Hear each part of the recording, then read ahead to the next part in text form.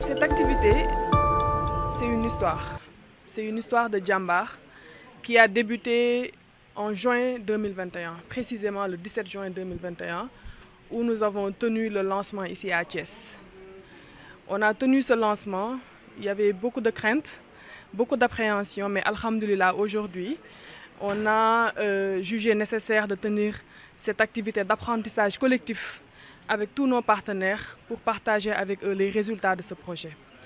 Partager avec eux les résultats de ce projet, mais également les mobiliser pour la suite.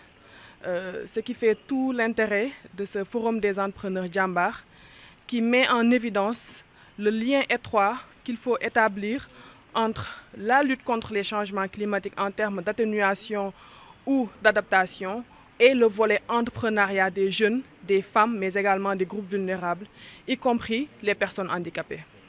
Je pense que les jeunes aujourd'hui ont compris. Ils ont vraiment bien capté toute l'opportunité qui existe au niveau de cette filière des foyers améliorés. Toute la chaîne de valeur, que ce soit de la production jusqu'à la commercialisation. Aujourd'hui, nous avons près de 200 jeunes, mais au total, si on y rajoute toutes les femmes, on est à plus de 2000 personnes qui sont engagées dans la commercialisation des foyers améliorés, rien que dans la région de Thiès. Et aujourd'hui, les jeunes particulièrement, ils sont très orientés vers la création carrément d'entreprises en termes de distribution de foyers améliorés, et même au-delà de la région. Aujourd'hui, on a des jeunes qui se positionnent même comme des grossistes, qui assurent vraiment toute la livraison de tous les alentours de la région de Thiès. Ce qui montre vraiment qu'ils ont compris tout l'intérêt et toute l'opportunité financière qui existe au niveau de cette filière. Bon, en fait, c'est bénéfique, c'est les deux. C'est d'abord, ça nous permet de régler un problème d'environnement, mais aussi ça nous permet quand même d'être très économes par rapport à nous-mêmes dans le cadre de nos dépenses. Et là, l'appel que je lance à l'ensemble des jeunes, mais surtout à des femmes, c'est de se constituer en de véritables entrepreneurs pour pouvoir prendre en charge la continuité de ce programme. C'était soutenu par une ONG, par un partenaire, mais il arrive des moments dans la vie de nos programmes et projets que dès que la durée de vie s'arrête, que c'est le déclin de l'activité. Alors une activité comme ça ne doit pas s'arrêter.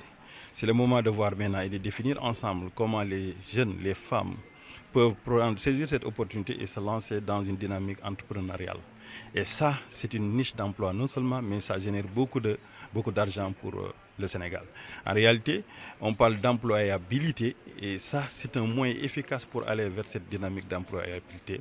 Et il nous faut donc retrousser les manches, mais partager les bons principes, les bonnes pratiques, réunir tout le monde autour de l'essentiel pour voir en matière de prospection comment nous devons aller ensemble pour que la transition puisse être assurée et que le partenaire se retire tranquillement, mais l'activité continue.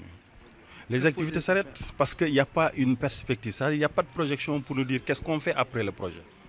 Mais même si on dit qu'est-ce qu'on fait après le projet, est-ce qu'on a les véritables acteurs qui peuvent s'engager pour continuer? C'est pourquoi j'ai parlé de notions cibles acteurs qui vont gérer cette transition et se propulser devant pour que l'activité puisse être une activité pérenne, continue, mais aussi une activité qui va générer beaucoup d'emplois, une activité qui va générer beaucoup de ressources.